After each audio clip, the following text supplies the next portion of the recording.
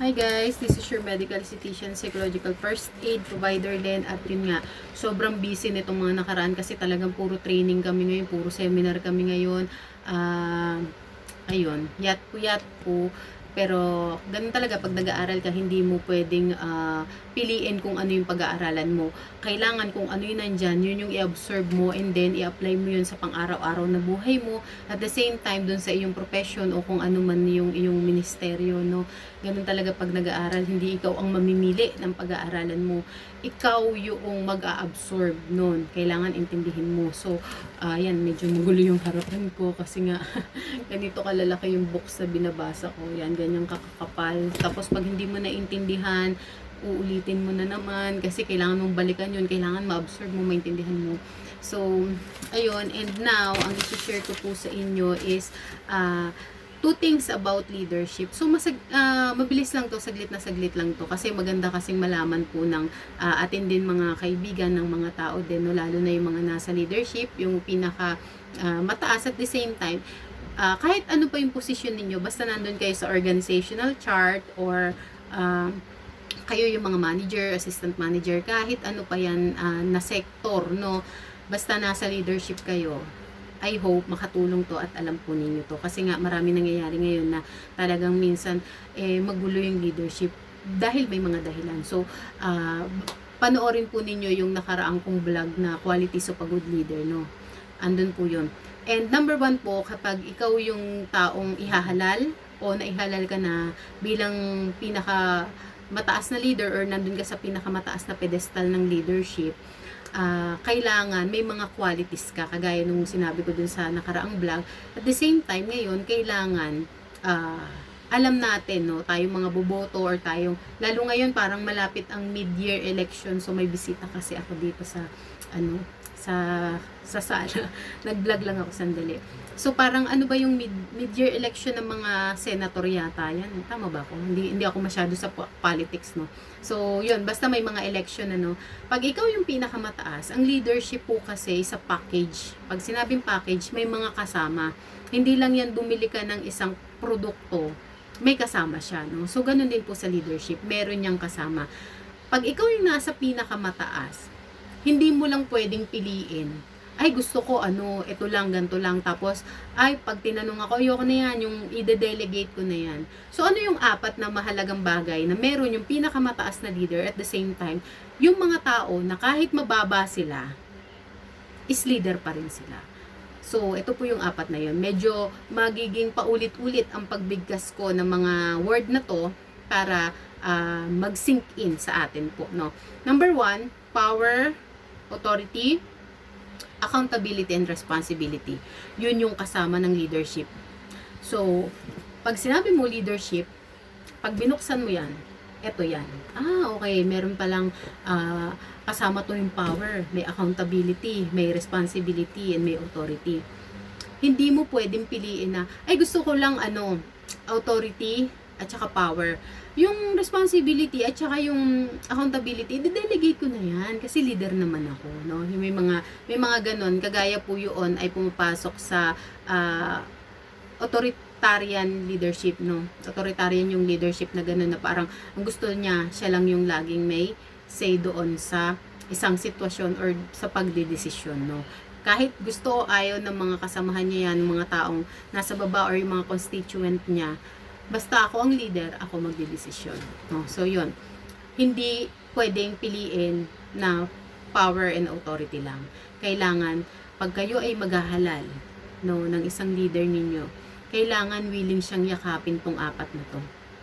Okay, bibigyan ka namin ng power, sir, ma'am. Meron ka rin, ma'am, authority, meron ka rin power, pero sana yakapin mo din to. Hindi nyo kailangan sabihin sana dapat kailangan. Pero may mga pagkakataon na napapasana tayo kasi hindi natin nakikita na niyakap yung dalawang bagay na yun, which is the accountability and the responsibility. So, doon naman po tayo doon sa medyo mabababa yung position or hindi sila yung pinakamataas, no? So, pagka, di ba parang may manager, assistant manager, yung mga ganyan. Ang gagawin ninyo, bago kayo kumuha ng posisyon or maghangad ng isang posisyon or pumosisyon, kasi meron tinatawag na na appointed, no? ay yung inappoint ka lang dahil hindi pinagbotohan, hindi ka hinalal, pero inappoint ka.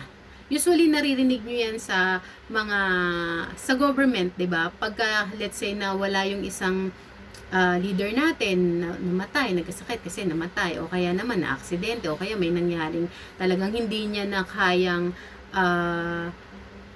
gampanan yung kanyang responsibility. Meron tinatawag na appointed. Ina-appoint sila. Pinipili yun ng pinakamatataas doon sa organization para yun yung pumalit doon sa kakulangan ng organization. Ano? So, may pipiliin yan. So, ikaw, tayo, huwag tayong papayag. Uulitin ko.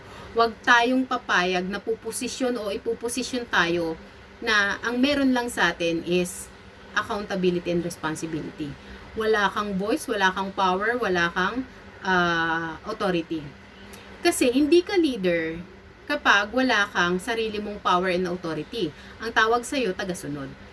No? Mabuti pa yung tagasunod, meron siyang sweldo, no? Yung hindi naman kasi lahat talaga compensated. So, kailangan meron kayong sarili ninyong boses. Anong ibig ko sabihin? Kailangan kapag nakita ninyo na mali, na pangit, na hindi maganda, hindi mabuti, kailangan ilabas nyo yun, i-voice out ninyo yun. Hindi yung kailangan na, ay okay na to kasi baka tanggalin ako. Ay okay na to kasi hinalal ako, baka tanggalin ako. Sayang naman kasi okay din naman to. Okay yan kung compensated ka, pero kung hindi ka compensated, hindi rin. 'Di ba? Kasi hindi ka nga binabayaran, wala kang nagigain, wala kang nakukuha. Not unless ministeryo mo 'yan. So kami sa pagmiministeryo, no, we are not looking for payment, no. We are not expecting anything in return, no. Yung nag-expect kami ng dahil ganito, ganyan, no. Kasi bago pa kami tumayo doon, alam namin na ito ay ministeryo. Alam namin kung bakit namin to ginagawa at para kanino to. Hindi to para sa amin, para sa sariling papuri. Hindi to para sa church. Hindi ito para sa kay pastor. Hindi ito para kay sister, kay brother. No. Lahat ng ministeryo para kay Lord siya. Even itong ginagawa kong pagmiministeryo, kung ano yung mga natututuhan ko, ano yung mga sharing ko, nakikita yan. Sinasabi ko yan, no, we're not expecting anything in return. Ang gusto lang namin, ang gusto ko lang is mai-share yung knowledge and wisdom na natutuhan ko. Kasi hindi lahat ng tao is well-educated and well-knowledgeable. Kagaya nung palagi ko din pong sinasabi, sa lahat ng aspeto ng buhay na papasukin natin or magiging profession natin or ginagalawan natin, we have to be well-educated and knowledgeable para hindi tayo madaling napapaikot. Hindi tayo madaling namamanipulate ng mga taong nasa paligid natin. It's not about the life status o kung ano man yung status mo, mayaman ka, mahirap ka, bata ka, matanda ka. It's not about that, no. Ito is tungkol yung sayo, yung sa pagiging tao natin. Sino ka, ano yung stand mo. So, ayun po, kailangan makita nyo din yun sa isang leader. So, kailangan, yun nga, sabi ko, kailangan, pag yung leader ka, meron kang authenticity. Alam na alam mo kung sino ka, alam na alam mo kung ano yung gusto mo at sa kailangan mo lang. Again po, kailangan, pag ikaw ay nasa leadership, regardless kung ikaw yung pinakamataas na nasa pedestal ng leadership, o ikaw yung mga nasa baba nun, kailangan matalino ka. Kailangan kaya mong sagutin ang isang tanong sa kahit na anong paraan, kahit saan at kahit kailan. Kasi doon natin makikita kung gaano kabilis mag-isip yung ating leader, no? So sa quality yun, pumapasok ng adaptability. So anong gagawin mo pag may question na ganito? Anong gagawin mo kapag yung question is medyo may pressure or medyo personal, no? Kailangan yung question, i-address mo siya on the spot. Hindi naman kasi yan yung tipo na kailangan mo pa ng rocket scientist, no? Yung kailangan mo pang i-search. Hindi na yun.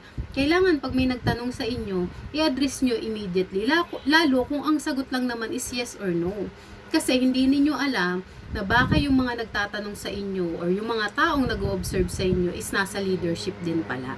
No? Sinusubok lang yung inyong mga kakayanan, sinusubok lang yung inyong kung gaano kayo ka-competent sa isang sitwasyon or sa inyong kinatatayo ang posisyon. So, lagi ninyong tatandaan, hindi tayo pare-pareho. So, ako kasi, ganito ako. Nag-observe lang ako. Siyempre, yun nga, again, hindi lahat is parang pare-pareho lang. Kaya ako nasabi yon dahil ganun ako, no? Dahil personal ko yon. Kumbaga, ako nasa leadership ako eh. Alam ko maghawak ng mga tao. So ako, pag may nakita akong leader na alam ko na hindi talaga ganun ka-competent, I will try. No? Sinusubo ko. Baka naman, ang tingin ko lang sa kanya, hindi siya competent. Baka naman pag tinanong ko siya ng simpleng tanong masagot naman niya ng maganda. So, hindi ako basta-basta nagja-judge, pero sinusubok ko. Tinitignan ko yung kakayanan ng mga taong nasa paligid ko. At the same time, sinusukat ko. Eto bang leader na to dapat kong sundin? Kasi kung hindi rin naman, hindi ako manghihinayang na bitawan ng isang posisyon, na bitawan ang sinusweldo ko o yung offer sa akin para lang sundin to. Because kailangan ang leader alam niya kung saan niya tayo dadalhin at kung ano yung pagdadala niya sa atin. Kailangan laging may direksyon, kailangan laging may goal, kailangan meron tayo palagi na hinihit, no? Kailangan lahat tayo sa organization is mag-grow. Pero kung ang isang organization na kinabibilangan ko, nakikita ko na hindi ako mag-grow, hindi ako natatakot na umalis doon. So marami na akong inalisan na organization. Marami na ako na leadership na hindi ko naman sinasabing inayawan ko, pero umalis ako doon dahil hindi ako nag-grow. Pero meron din akong organization ngayon na talagang kinukulit ko sila kasi nag-grow ako doon. Tumatalino ako doon. Yung mga tao talagang tatalino. Ang gagaling nila, no? Mga international trainer pa sila. At the same time, ang tataas ng mga PhD nila. So, doon ako natututo. Kaya talagang sinasabi ko, pwede pa po kaya ako dyan next year pag natapos yung term na dapat nandyan ako. Pwede pa kaya akong mag-join ulit or sumali ulit? Pwede pa ba akong sumama? Lagi ninyong tatandaan na habulin din ninyo yung leadership or yung organization kung saan kayo nag-grow. Bakit? Kasi, hindi ka naman dun magmumukhang aso-aso na sunod ka lang ng sunod or pinagsisiksikan mo yung sarili mo. Kasi, kapag yung organization talaga po is maganda, yun yung klase ng organization na dapat talagang sinusundan natin kasi dun tayo matututo. Doon tayo mag-grow, doon tayo mas lalakas, mas titibay, mas dadami yung kaalaman natin, at higit sa lahat, yung personality natin mababago. Kasi ako gusto ko yung leadership ko matalino, yung leadership ko competent, yung leadership ko na kinabibilangan is hindi ito yung pwede na, ang pwede na. Ganun ako mag-isip.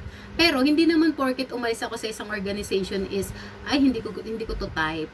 Hindi lang talaga ako doon nag-grow. Kasi ako gusto ko continuous learning. Gusto ko yung marami akong natututuhan, marami akong nadidiscover sa sarili ko, mali pala to, kailangan baguhin to. And then, dun pa ako talaga, naghahanap pa ako ng mentor. Na pagsisiksikan ko talaga yung sarili ko, sir, turuan mo ko, ma'am, turuan mo ko. Ganun ako ng klase ng tao. So, maganda kung ang organization ninyo or ang leadership ninyo is matatalino po ang tao. Ito yung mga tao na they are also willing to learn and to grow with us, no? Kasi, kapag pwede na ang pwede na at walang direksyon, saan ka pupunta? Wala kang pupuntahan. Nandun ka pa rin sa isang sitwasyon, nandun ka pa rin sa isang place na yun at yun lang. So, again po, ang leadership is package po yan. Kasama sa pagtanggap mo bilang isang pinakamataas na pinuno, kailangan mong tanggapin yung package ng leadership. Kailangan kasama doon yung power, yung accountability, yung responsibility, at yung authority. Ganun din kung ikaw is nandun lang naman sa posisyon na ikaw ay isa sa mga paa ng pinakamatataas, or ikaw ay secretary o vice president, manager, assistant manager. Kailangan pag tinanggap mo yan, pag hinangad mo yan, huwag kang papayag na accountability and responsibility lang ang meron ka. Kailangan bigyan ka rin nila ng authority and power dahil package yan. Yan yung prerequisite, no? Para maging leader ka, kailangan meron yan. At the same time, bukod sa prerequisite, yan din yung kasama talaga.